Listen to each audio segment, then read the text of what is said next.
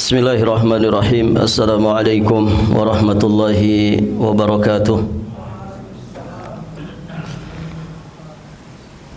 Innal hamdalillah nahmadullaha ta'ala wa nasta'inuhu wa nastaghfiruh wa nastahdihi wa natubu ilaih wa na'udzu billahi min syururi anfusina wa min sayyiati a'malina.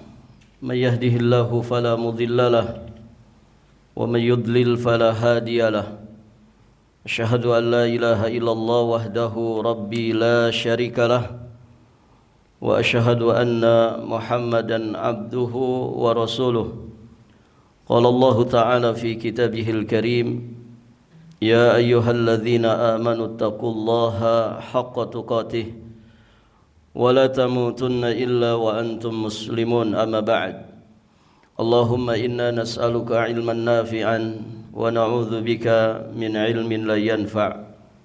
Para hadirin ikhwati fiddin wa akhwat fillah rahimani wa rahimakumullah.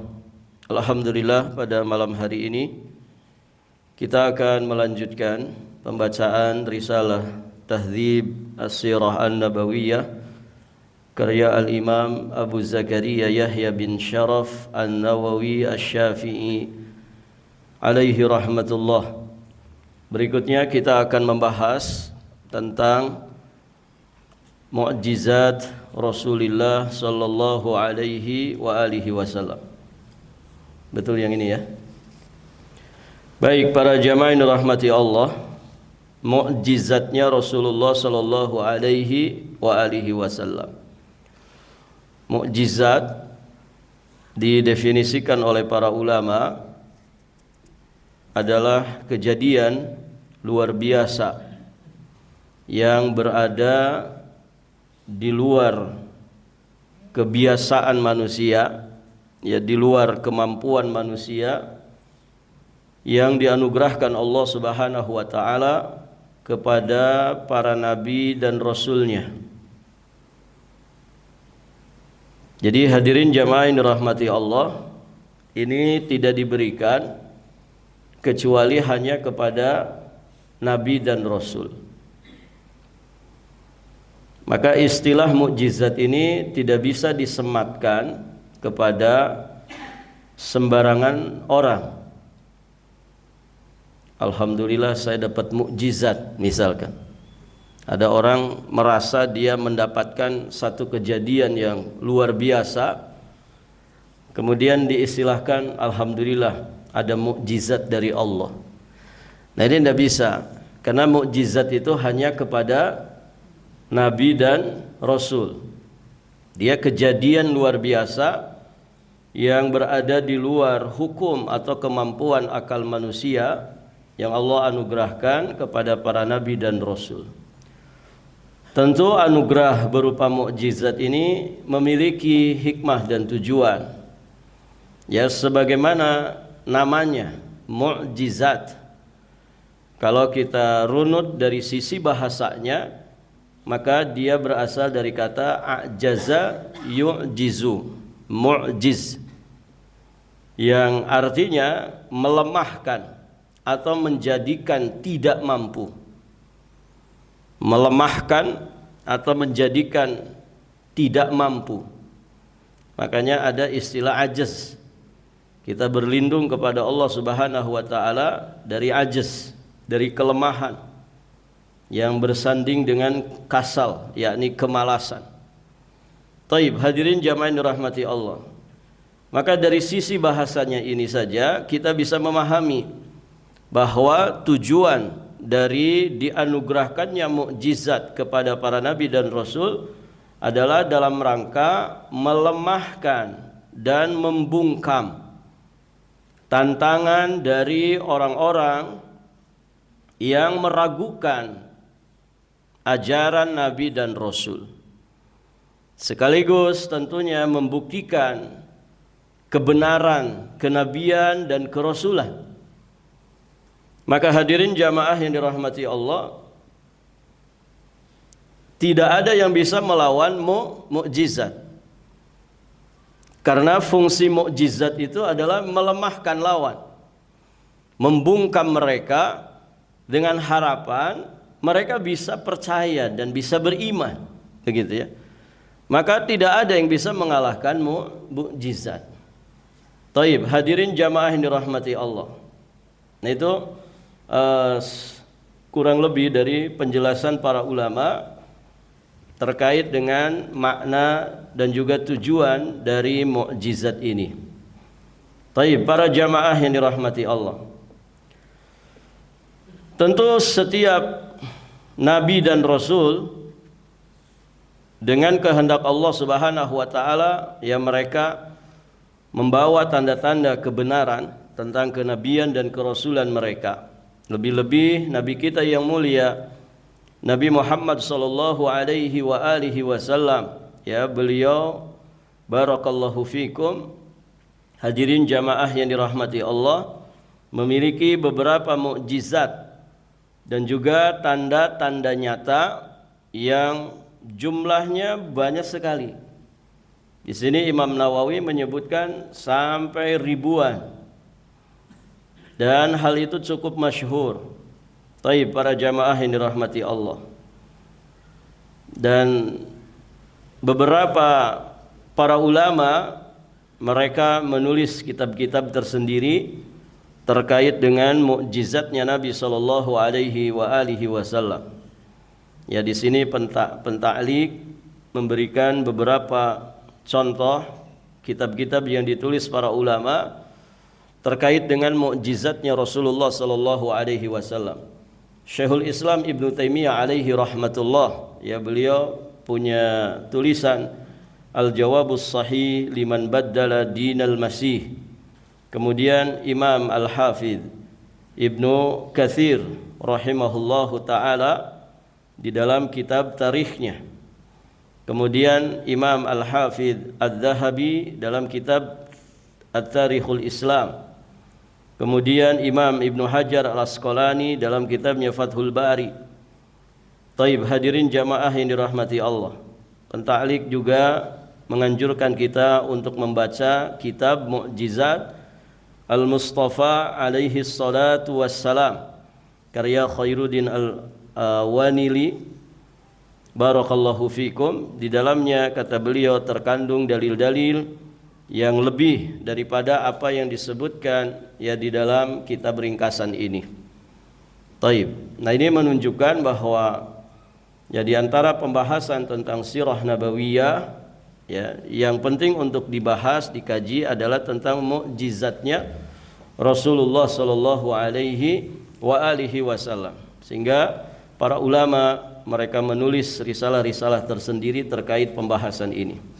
Dan karena ini ringkasan, tentu Imam An-Nawawi rahimahullahu taala tidak berpanjang lebar ya di dalam pembahasan ini. Kemudian beliau langsung memberikan beberapa contoh di antaranya. Tentu yang paling besarnya mukjizat bagi Rasulullah adalah Al-Qur'an. Ini mukjizat nyata dan bukti yang mencengangkan, yang tidak diliputi kebatilan dari depan dan juga dari belakangnya. Diturunkan dari yang maha bijaksana lagi maha terpuji. Taib. Yang melemahkan para ahli balaghah. Ya, balaghah ini kepandaian retorika berbahasa. Jadi Al-Quran melemahkan para ahli balaghah di zaman yang paling fasih dan menantang mereka untuk mendatangkan satu surat saja yang semisal dengan Al-Quran, walaupun mereka meminta bantuan kepada seluruh makhluk Allah, dan mereka tidak akan kuasa, tidak akan mampu untuk menandingi hanya satu surat saja dari Al-Quran, padahal mereka orang-orang yang fasih berbahasa. Taib, para jamaah, di surat Al-Isra ayat ke-88 Allah Subhanahu wa taala berfirman, "Qul la in ijtama'atil insu wal jinnu ala ayyatu bimithli hadzal qur'ani la ya'tuna bimithlihi walau kana ba'dhuhum li ba'din dhahira." Katakanlah, sesungguhnya jika manusia dan jin berkumpul untuk membuat yang serupa dengan Al-Quran, ini, maka Allah Subhanahu wa taala menyampaikan la ya'tuna bimithli, niscaya mereka tidak akan dapat membuat yang semisal dengan Al-Quran, tidak akan pernah bisa. Walau kana ba'dhuhum li ba'din dhahira, sekalipun sebagian mereka membantu sebagian yang lainnya. Taib, para jamaah yang dirahmati Allah. Jadi Allah di sini menafikan kemampuan siapapun untuk bisa menandingi Al-Quran. Tidak akan ada, walaupun seluruh manusia dan jin bekerja sama untuk membuat tandingan daripada Al-Quran. Al-Quran menantang mereka, sekalipun banyak jumlah mereka, bersamaan dengan kefasihan mereka dan juga kerasnya permusuhan mereka hingga hari ini, maka selama-lamanya mereka tidak akan pernah mampu menandingi Al-Quran. Taib, para jamaah, bahkan Al-Quran ini kan dijanjikan oleh Allah Subhanahu wa taala jaminan penjagaannya. Inna nahnu nazzalna dzikra wa inna lahu lahafizun. Ini janji Allah yang akan menjaga kemurnian Al-Quran. Maka tidak ada seorang pun yang kemudian memaksakan diri untuk mengotak-ngatik Al-Quran, melainkan pasti akan segera terdeteksi. Ya, sekarang hadirin jamaah yang dirahmati Allah, ada sekian banyak ahli Quran, ada sekian banyak para hufadz Al-Quran, orang-orang yang hafal Al-Quran, ya di luar kepala mereka. Barakallahu fikum. Kita juga sama kan? Ya, Al-Quran itu di luar kepala, gitu. Cuman bedanya kalau yang hafidz beneran itu di luar kepala itu saking hafalnya.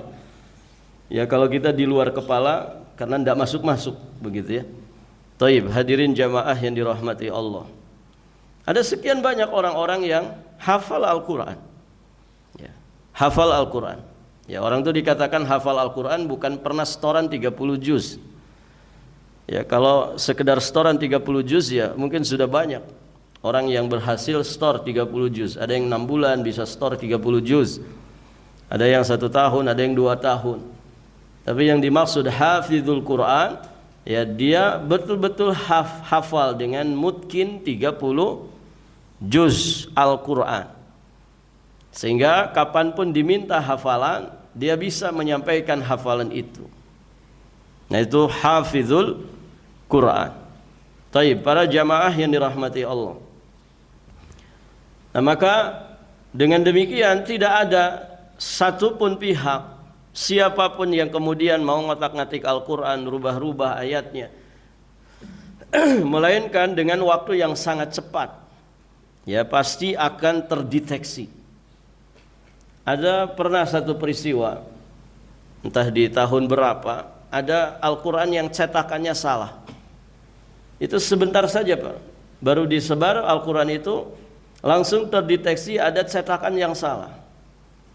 Dan ketika cetakan salah, ini kan bisa madharat gitu ya bagi yang membacanya. Misalkan ada yang kepotong ayatnya atau ada yang salah harokat. Taib, para jamaah yang dirahmati Allah, atau apapun itu dari kesalahan, tidak disengaja memang, karena salah cetak, bukan faktor kesengajaan. Tapi Masya Allah sebentar saja, baru kemudian disebar, terdeteksi langsung, maka akhirnya ditarik lagi dari edaran. Begitu para jamaah yang dirahmati Allah. Pun demikian wahyu yang berupa hadis-hadis Nabi, maka tidak ada seorang pun yang berusaha ngotak-ngatik hadis Nabi, menyebarkan hadis-hadis palsu atau hadis-hadis lemah, melainkan ada di antara umat ini yang pakar di bidangnya untuk kemudian menjelaskan kepalsuan atau kedhaifan daripada hadis tersebut. Dan ini janji dari Allah Subhanahu wa taala bahwa Allah menjaga kemurnian dari az-zikr ini. Taib, para jamaah. Adapun mukjizat selainnya maka tidak mungkin bisa dibatasi selamanya. Kenapa? Karena hal itu banyak sekali, terperbaharui dan juga bisa bertambah. Akan tetapi saya hanya akan menyebutkan beberapa contoh di antaranya. Dan contoh-contoh yang beliau sampaikan juga ini jumlahnya sudah sangat banyak sekali. Taib, para jamaah yang dirahmati Allah. Beliau menyebutkan beberapa contoh di antaranya, ya, bulan terbelah. Ini mukjizat Nabi. Kemudian air memancar dari di antara jari jemari Nabi. Kemudian memperbanyak air dan juga makanan. Ini berulang-ulang, ya, Nabi dipergoki oleh para sahabat Nabi sallallahu alaihi wasallam, ya, dari mukjizatnya ini. Taib. Kemudian makanan bertasbih, kayu menangis, ya, batu mengucapkan salam, berbicaranya lengan yang beracun. Kemudian pohon berjalan kepadanya, berkumpulnya dua pohon yang berjauhan lalu kembali lagi ke tempat asalnya. Termasuk mukjizat Nabi, kambing yang sudah tidak mengeluarkan susu, kambing hail istilahnya. Kambing yang sudah tidak mengandung selama beberapa tahun, dan kalau kambing itu tidak mengandung maka tidak, barakallahu fikum, tidak memiliki air susu. Taib, para jamaah. Nah, ada kambing hail seperti itu, kemudian dengan mukjizat Nabi, tentu dengan seizin Allah, akhirnya bisa kembali mengeluarkan susu. Kemudian mengembalikan matanya Qatadah bin An-Nu'man setelah keluar dan berada di tangannya ke tempat semula. Ini mata keluar, biji mata, barakallahu fikum, kemudian dimasukkan lagi kepada Nabi ke tempatnya semula. Ya. Taib, para jamaah. Di kita juga ada yang begitu, cuman mata palsu, gitu ya. Saya punya teman, barakallahu fikum, pernah terjadi kecelakaan, beliau diuji. Jadi dari ceritanya ke saya, beliau bikin kandang ayam, maku bambu, bikin kandang ayam, kemudian dipaku, barakallahu fikum, entah meleset atau gimana, ngebetrik begitu. Bingung beliau, ini pakunya kemana, gitu kan? Dipalu tapi pakunya hilang. Ya, tidak nusuk, ya, tidak jadi memaku, juga tidak diketahui di mana jatuhnya. Barakallahu fikum, ternyata nancap persis di bola matanya. Ya, berdarah saja. Akhirnya segera ke rumah sakit dan diambil matanya, bola matanya, karena sudah tidak berfungsi. Nah, beliau punya bola mata palsu. Bola mata palsu itu Pak dibersihkan berkala, gitu. Kadang dicopot, dimasukin lagi, gitu. Barakallahu fikum. Taib. Nah, ini beneran ya, mata beneran. Kalau mukjizat Nabi ini mata beneran, dibalikin lagi oleh Nabi sallallahu alaihi wasallam, yakni matanya Qatadah bin An-Nu'man. Dan setelah itu beliau tidak merasa sakit lagi. Barakallahu fikum. Mungkin ya dokter mata sekarang saja mungkin tidak bisa itu ya. Nah, ini mukjizat, anugerah dari Allah Subhanahu wa taala. Beliau juga meludah pada mata Ali yang sedang sakit. Maka matanya Ali yang sedang sakit sembuh saat itu juga. Ketika Nabi mau mengamanahkan ya liwa, mengamanahkan bendera peperangan, dan di situ menunjukkan keistimewaan sahabat Ali, ya, karena Nabi akan memberikan bendera perang ini kepada orang yang mencintai Allah dan dicintai Allah, mencintai Rasul dan dicintai Rasul.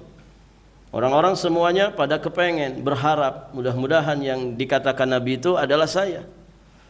Mereka penasaran siapa yang dimaksud oleh Nabi itu. Ternyata sahabat Ali. Ketika Nabi bertanya, mana Ali bin Abi Thalib? Kemudian disampaikan beliau sedang sakit mata. Dipanggillah.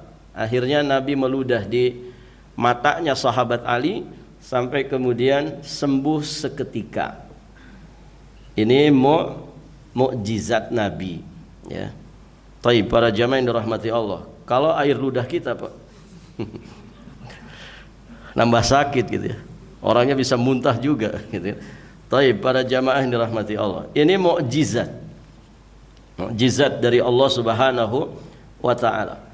Kemudian beliau mengusap kaki Abdullah bin Atiq, maka beliau pun sembuh seketika. Masya Allah. Beliau sallallahu alaihi wasallam mengabarkan tentang tempat kematian kaum musyrikin pada saat perang Badar. Jadi Nabi menyampaikan ini tempat kematian si fulan akan mati di sini, si fulan akan mati di sini. Ini disampaikan oleh Nabi. Ini tempat kematian si fulan. Ini tempat kematian si fulan. Ternyata mereka tidak luput dari tempat kematian mereka. Artinya betulan mereka mati di situ. Taib, hadirin. Nabi sallallahu alaihi wasallam juga mengabarkan bahwa beliau akan membunuh Ubay bin Khalaf. Beliau mengabarkan bahwa segolongan dari umatnya akan berperang di lautan dan bahwa Ummu Haram termasuk golongan mereka. Ternyata kenyataannya pun demikian. Beliau mengabarkan bahwa umatnya akan menaklukkan bumi bagian timur dan barat yang telah diperlihatkan kepadanya, dan bahwa perbendaharaan Kisra akan dibelanjakan oleh umatnya di jalan Allah Subhanahu wa taala. Beliau juga mengkhawatirkan umatnya terhadap kemilau dunia yang dibukakan di hadapan mereka.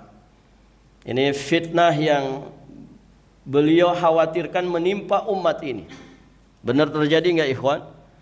Benar terjadi. Manusia ya bisa silau dengan materi dunia. Manusia bisa silau dengan materi dunia.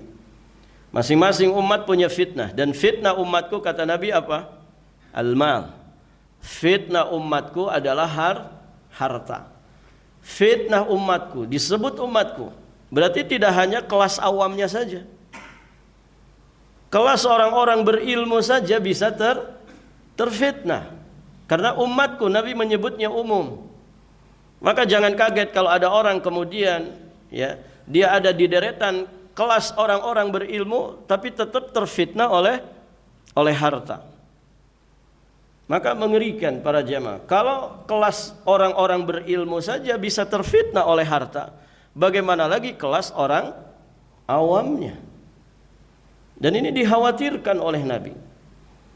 Dan tentu menjadi perhatian bagi masing-masing kita sebagai umatnya, bahwa jangan bermain-main dengan fitnah harta dunia. Ini berbahaya. Dan para jamaah yang dirahmati Allah, ketamakan, kerakusan, keserakahan manusia itu akan nampak ya, ketika dia menyaksikan gemerlap materi dunia di hadapannya. Maka berhati-hati dari fitnah harta.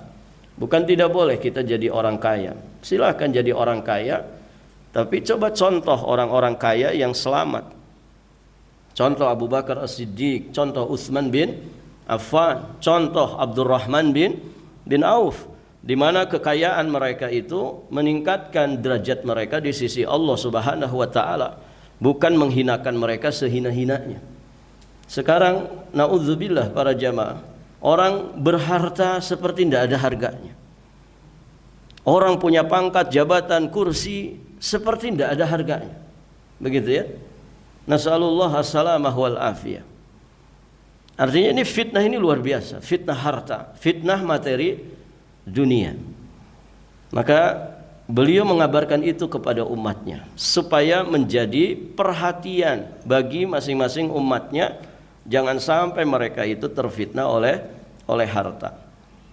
Taib, hadirin jamaah yang dirahmati Allah. Beliau juga mengabarkan bahwa perbendaharaan Persia dan Romawi akan dibukakan untuk kita, dan bahwa Suraqah bin Malik akan dipakaikan gelang-gelang kebesaran Kisra, yakni penguasa Persia. Ya, ketika kerajaan-kerajaan besar, ya, barakallahu fikum, kata orang penguasa dunia ini yang merajai dunia ini kemudian ditaklukkan oleh kaum muslimin, maka dibentangkan seluas-luasnya materi dunia ya bagi kaum muslimin. Maka Nabi mewanti-wanti mereka, hati-hati dari fitnah harta, hati-hati dari fitnah kekuasaan. Karena seringkali harta dan kekuasaan menjadikan orang itu semena-mena, berbuat sewenang-wenang. Kalla innal insana la yatgha ar-ra'ahus taghna. Ketahuilah sesungguhnya manusia itu benar-benar suka melampaui batas. Kapan? Saat dia merasa dirinya berkecukupan, merasa dirinya serba berkecukupan, cukup dari sisi harta, merasa berlimpah dengan segala kekuasaan. Di saat itulah ujian datang kepada dirinya. Apakah kemudian dia tidak terfitnah oleh itu semua, atau justru dia malah terfitnah dengan itu? Maka berhati-hati. Ya, dulu orang biasa enggak aneh-aneh, tapi kenapa setelah berkuasa jadi aneh-aneh? Nah, itu fitnah, ujian. Hadirin jamaah yang dirahmati Allah. Makanya kenapa ahli sunnah itu mengajari, di dalam manhaj ahli sunnah, kita dibimbing oleh Nabi SAW banyak-banyak untuk mendoakan kebaikan bagi para pemimpin. Kenapa? Karena kepemimpinan itu fitnah, ujian. Tidak semua orang bisa lulus dari ujian kekuasaan. Berat, ikhwan. Berat. Kita yang di bawah ini mungkin tidak merasakan, tapi kalau orang sudah di atas itu, sudah punya kursi, pangkat, jabatan, kedudukan, yang semua itu sepaket dengan yang namanya fasilitas, kemewahan, materi dunia yang terbentang luas di hadapannya, kan begitu. Semakin orang berpangkat, berjabatan, semakin besar juga harta dunianya, kan begitu. Nah, ini tidak mudah. Menghadapi ujian itu tidak mudah. Makanya rakyat mendoakan kebaikan untuk para pemimpinnya, supaya mereka lulus dari ujian kekuasaan. Karena berat, mereka menghadapi ujian berat. Dan rata-rata memang nggak lulus dari ujian itu. Sehingga disitulah peran rakyat mendoakan kebaikan bagi para pemimpinnya. Taib, para jamaah yang dirahmati Allah. Beliau mengabarkan bahwa Allah akan mendamaikan dua golongan besar dari kaum muslimin melalui Al-Hasan bin Ali. Tentu ada di dalam sejarahnya. Bagaimana Hasan bin Ali radhiyallahu taala anhuma menjadi juru damai di antara dua golongan yang besar dari kalangan kaum muslimin. Kemudian Sa'ad bin Abi Waqqas akan hidup panjang hingga beberapa kaum mendapatkan manfaat darinya dan beberapa kaum lainnya mendapatkan kerugian karenanya. Nabi SAW juga mengabarkan bahwa An-Najasyi meninggal pada hari ini sedang dia berada di Habasyah, dan bahwa Al-Aswad Al-Ansi terbunuh pada malam ini sedangkan dia ada di Yaman. Taib, para jamaah. Jadi ketika Raja Najasyi meninggal dunia di negeri Habasyah, Nabi menginformasikannya, padahal Nabi ada di mana? Ada di Madinah. Saat itu belum ada WhatsApp, belum ada jaringan internet, belum ada. Beda dengan zaman sekarang, kan? Ulama kita meninggal di Madinah, dalam hitungan detik beritanya langsung tersebar ke seluruh penjuru dunia. Begitu kan? Di zaman ini. Tapi di zaman itu enggak ada. Nah, ini murni mukjizat dari Allah Subhanahu wa taala. Taib, para jamaah yang dirahmati Allah. Beliau mengabarkan bahwa kaum muslimin akan memerangi Turki yang bermata sipit, berwajah opal, berhidung pesek, dan bahwa Yaman, Syam, dan Irak akan takluk di hadapan kalian. Taib, para jamaah yang dirahmati Allah. Kaum muslimin akan mengerahkan 3 pasukan. 1 pasukan ke negeri Syam, 1 pasukan ke negeri Yaman, dan 1 pasukan ke negeri Irak. Mereka juga akan menaklukkan Mesir, sebuah negeri di mana Qirat disebutkan. Maka berbuat baiklah kepada penduduknya, karena mereka itu mendapatkan jaminan dan kasih sayang. Penaklukan itu sudah dikabarkan oleh Nabi. Ya, sehingga ya sampai saat ini kita juga betul-betul menyaksikannya. Ya, sekian negara di Jaziratul Arab, tentu penduduknya bisa dikatakan semuanya adalah kaum muslimin. Dan itu ya dengan berkah dari dakwahnya Rasulullah sallallahu alaihi wasallam, kemudian berkah dari dakwah para sahabat Nabi yang diutus oleh Nabi sallallahu alaihi wasallam menjadi juru dakwah ke masing-masing negara tersebut. Nabi juga mengabarkan bahwa Uwais Al-Qarni akan datang kepada kalian di tengah para rombongan penduduk Yaman. Yang dikatakan doanya itu mustajab. Sampai di masa Khalifah Umar ibn Khattab, beliau menyari-nyari itu Uwais Al-Qarni yang dikabarkan oleh Nabi. Baik para jamaah, ini semuanya juga mukjizat. Beliau, yakni Uwais Al-Qarni, terkena penyakit kusta lalu sembuh kecuali seukuran dirham. Dan demikian juga dia akan datang pada Umar ibn Khattab radhiyallahu taala anhu. Beliau mengabarkan bahwa segolongan dari umatnya berada di atas kebenaran. Manusia akan bertambah banyak dan kaum Ansar menjadi berkurang. Kaum Ansar akan menjumpai hal-hal yang tidak menyenangkan setelah itu. Manusia tidak henti-hentinya bertanya hingga mereka mengatakan Allah menciptakan makhluk. Yang dimaksud di sini adalah sebuah riwayat yang dikeluarkan oleh Imam Al-Bukhari dan juga Imam Muslim. Lan yabrahan nas yatasaaluna hatta yaqulu hadzallah khaliqu kulli syai' faman khalaqallah. Manusia tidak henti-hentinya bertanya hingga mereka mengatakan Allah adalah pencipta segala sesuatu. Lalu muncul pertanyaan, ya, lantas siapakah yang menciptakan Allah? Jadi saking banyaknya orang bertanya, ya, sampai nanti ada pertanyaan, kalau Allah itu pencipta segala sesuatu, lantas siapa yang menciptakan Allah? Jawabannya apa, ikhwan? Kalau ada orang bertanya begitu, apa jawabannya? Isti'adzah kepada Allah. Yakni segera berta'awudz, memohon perlindungan kepada Allah Subhanahu wa taala dari godaan setan yang terkutuk. Kenapa? Karena pertanyaan ini bisa menimbulkan tasykik. Ya. Bisa menimbulkan tasykik, keraguan-raguan di dalam hati manusia. Hadirin jamaah yang dirahmati Allah. Apabila setan itu, ya, memberikan was-was kepada kita, nazab, ya, apa kata Allah? Fasta'id billah. Maka segeralah kita berlindung kepada Allah Azza wa Jalla.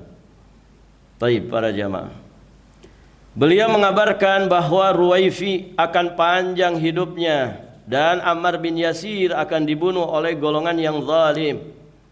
Beliau juga mengabarkan bahwa umat ini akan terpecah dan akan terjadi peperangan di antara mereka. Beliau mengabarkan bahwa akan keluar api dari tanah Hijaz dan khabar-khabar lainnya yang semisal dengan itu. Dan ternyata semua ini terjadi sebagaimana yang beliau beritakan. Terang dan juga jelas disaksikan oleh umatnya. Taib, hadirin jamaah yang dirahmati Allah. Beliau juga mengatakan kepada Thabit bin Qais, engkau hidup terpuji dan terbunuh sebagai syahid. Jadi sahabat-sahabat yang kemudian dikabarkan oleh Nabi matinya terbunuh, itu betulan nyata terjadi pada mereka. Beliau mengatakan juga tentang Utsman, dia akan mendapatkan ujian yang keras. Hadirin jamaah yang dirahmati Allah, di antara ujian keras yang menimpa beliau, ya, dikepung rumahnya. Ya, zaman sekarang di apa? Di demo. Kan ada orang mendemo tapi rumah pejabat. Rumah yang didemo bukan kantornya lagi, rumahnya. Taib, para jamaah yang dirahmati Allah. Beliau dikepung di rumahnya dan terbunuh di tangan kaum yang zalim. Ini sudah diberitakan oleh Nabi. Beliau mengatakan tentang seorang laki-laki dari kalangan kaum muslimin yang berperang dengan hebat. Tapi ternyata dia termasuk ahli neraka. Nauzubillah. Wabisa bin Ma'bad datang kepada beliau sallallahu alaihi wasallam untuk bertanya tentang kebajikan dan dosa. Maka beliau mengatakan, engkau datang untuk bertanya tentang kebajikan dan dosa? Kemudian Nabi mengatakan kepada Ali, Az-Zubair dan Al-Miqdad, pergilah ke Taman Khah karena di sana terdapat Zainah. Taib, para jamaah, dikatakan di sini Zainah itu wanita yang diutus oleh Hatib bin Abi Balta'ah untuk membawa surat kepada penduduk Mekah, memberitahukan kepada mereka tentang tekad Rasulullah untuk memerangi mereka. Dan ini masyhur ya di Sirah Nabawiyah. Hal ini ia lakukan untuk membantu mereka. Berkenaan dengan ini turunlah ayat-ayat pertama dari surat Mumtahanah. Taman Khah itu maksudnya Raudhatu Khah, tempat yang terletak antara Mekah dengan Madinah.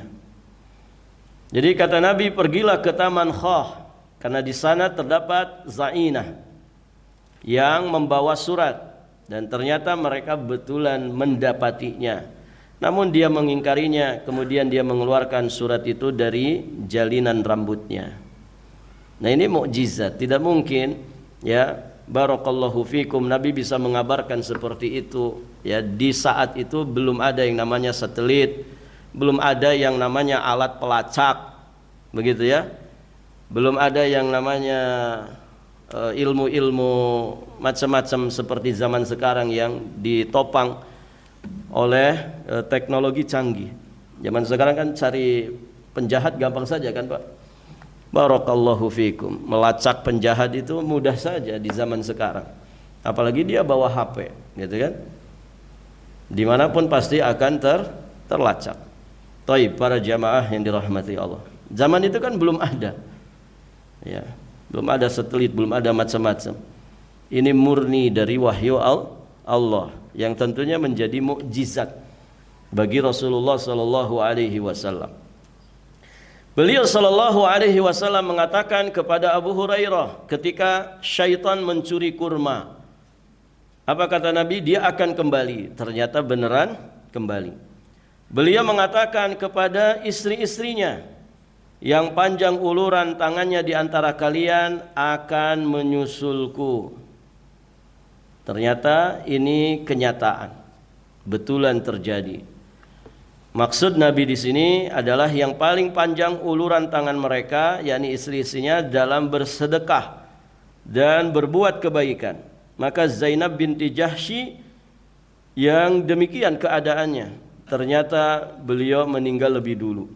Dan beliau adalah istri Nabi di dunia dan di akhirat. Demikian pula seluruh ummahatul mukminin. Taib, para jamaah. Dan kisah ini, riwayat ini ada di Sahih Muslim. Jadi istri-istrinya Nabi di dunia itu juga yang akan jadi istrinya Nabi di surga. Kalau istri antum, kalau istri antum jadi istri di surga juga. Harapan besarnya begitu ya, tapi kan tidak tahu nasib kita di akhirat. Kalau Nabi dan para istrinya sudah jelas nasibnya di akhirat pasti surga. Kalau kita, istri kita nggak ada ya, walaupun masing-masing kita gitu ya bercita-cita, punya harapan besar dan terus diikhtiarkan dengan semaksimal mungkin ya, semoga istri kita di dunia juga menjadi istri kita di surga ya. Banyak kemungkinan karena kita ini bukan orang maksum, bukan nabi, bukan rasul. Istri kita juga bukan ummahatul mukminin, bukan ummul mukminin, tapi dia ummu dari anak-anak kita kan gitu. Taib, para jamaah. Kadang ada yang istrinya di surga, suaminya di neraka. Ada yang suaminya mungkin di surga, istrinya di neraka. Ada yang anak-anaknya di surga, orang tuanya di neraka. Atau sebaliknya mungkin, ada orang tuanya di surga, anak-anaknya di neraka. Kemungkinan itu bisa terjadi. Ya, walaupun seorang muslim wajib terus mengikhtiarkan dan punya optimisme yang besar. Karena Nabi sudah menegaskan, kullu ummati yadkhulunal jannah. Setiap umatku itu akan masuk surga.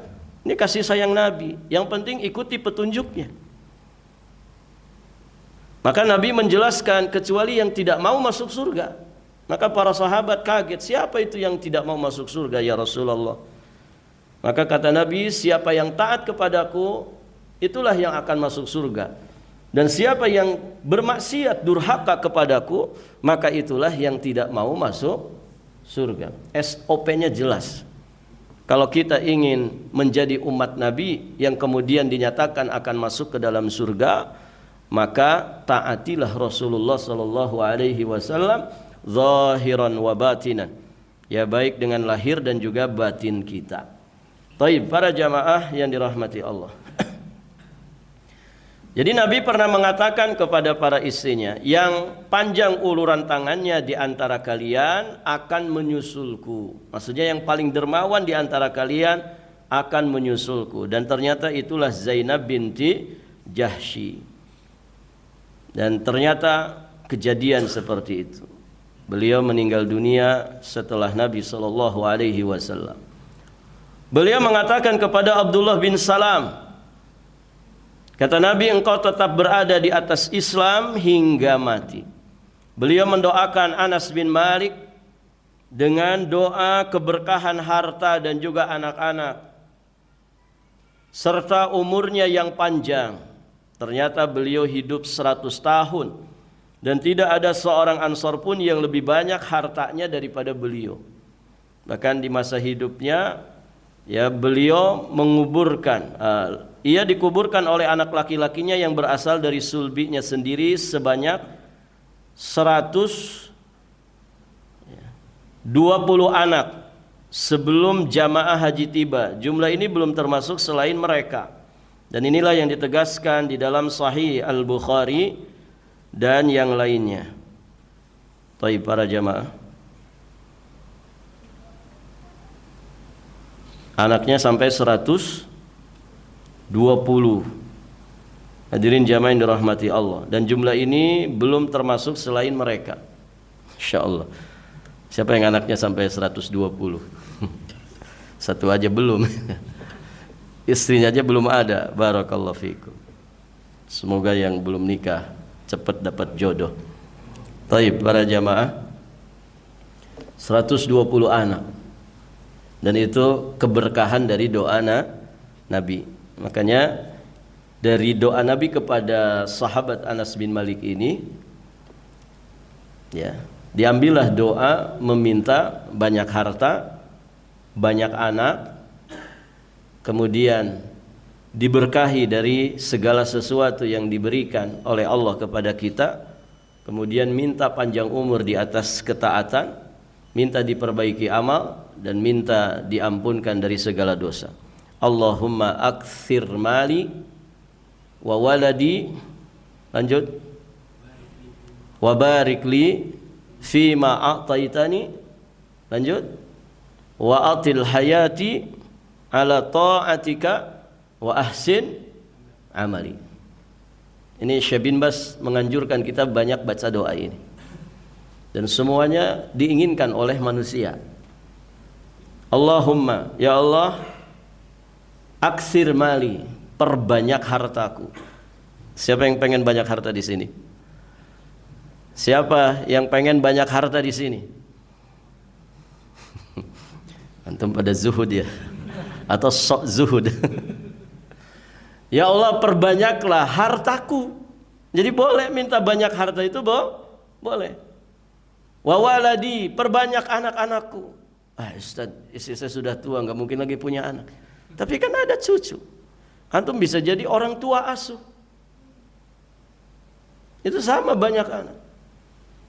Antum bisa bikin pesantren. Semua anak-anak santri yang pesantren di pesantren antum itu anak antum. Walaupun tidak sedara sedaging. Baik, para jamaah yang dirahmati Allah. Orang tua itu kan dua ya. Orang tua itu dua. Ada orang tua secara nasab, ada orang tua ya dari sisi ilmu. Semua yang menjadi wasilah kita dapat ilmu, maka itu sejatinya orang tua kita. Maka coba para ulama sering disebut walid, al-walid, al-syekh, al-allamah, al-walid, samahat al-syekh, al-walid. Ada kalimat al-walid, al-walid, al-walid. Al-walid itu maksudnya orang tua, tapi bukan orang tua secara nasab. Ya. Orang tua yang memberi jasa, menjadi wasilah kita mendapatkan ilmu agama. Bahkan para ulama menegaskan orang tua dari sisi ilmu itu bisa lebih istimewa daripada orang tua dari sisi nasab. Nah itu hadirin jamaah yang dirahmati Allah. Jadi minta banyak harta, minta banyak anak. Walaupun istri antum sudah tidak bisa lagi hamil misalkan, minta banyak anak. Artinya doa ini tetap berlaku bagi siapapun. Kemudian, nah di sini poinnya, wa barik li fima a'taitani, dan berkahilah apapun yang engkau berikan kepadaku. Ada orang minta banyak harta, minta banyak anak, tapi lupa meminta keberkahan. Buat apa banyak harta kalau tidak berkah? Ya tidak ikhwan? Banyak harta tapi tidak berkah, banyak anak tapi enggak berkah. Hanya untuk bangga-banggaan saja, hanya untuk flexing. Ya. Buat apa? Ada orang flexing istri, ini istri pertama saya, ini istri kedua, ini istri ketiga. Barakallahu fikum. Enggak berkah hartanya, enggak berkah anak-anaknya. Nah, yang kita minta keberkahan. Keberkahan. Ya, bagaimana harta dan anak-anak kita itu menjadi keberkahan bagi kita.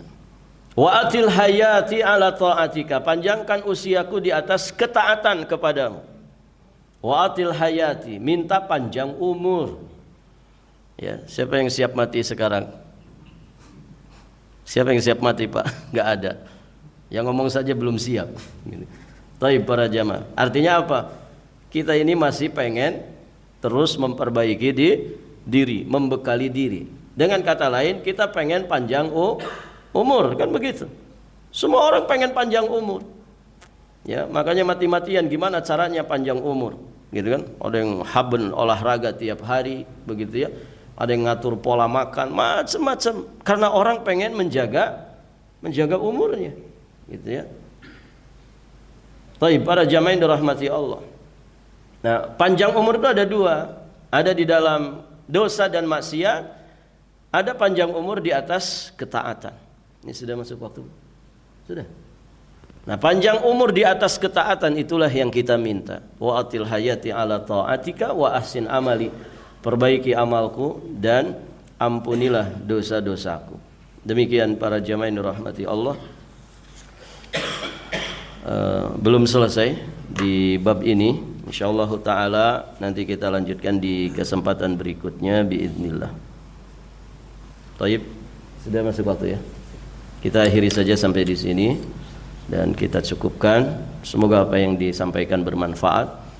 Semoga Allah Subhanahu wa taala memanjangkan usia kita semua di atas iman, di atas Islam, di atas keistiqomahan. Semoga kita dianugerahi kesehatan lahir batin, ya, sehat lahir batin, sehat segala-galanya, begitu ya, termasuk kantongnya, gitu ya. Semoga sehat afiat, walaupun dolar naik, walaupun BBM naik, yang penting kantongnya sehat dan terus bertambah berkahnya. Amin Allahumma ya rabbal alamin. Baik para jamaah, kita akhiri. Subhanakallahumma bihamdik, asyhadu an la ilaha illa anta astaghfiruka wa atubu ilaik. Assalamualaikum warahmatullahi wabarakatuh.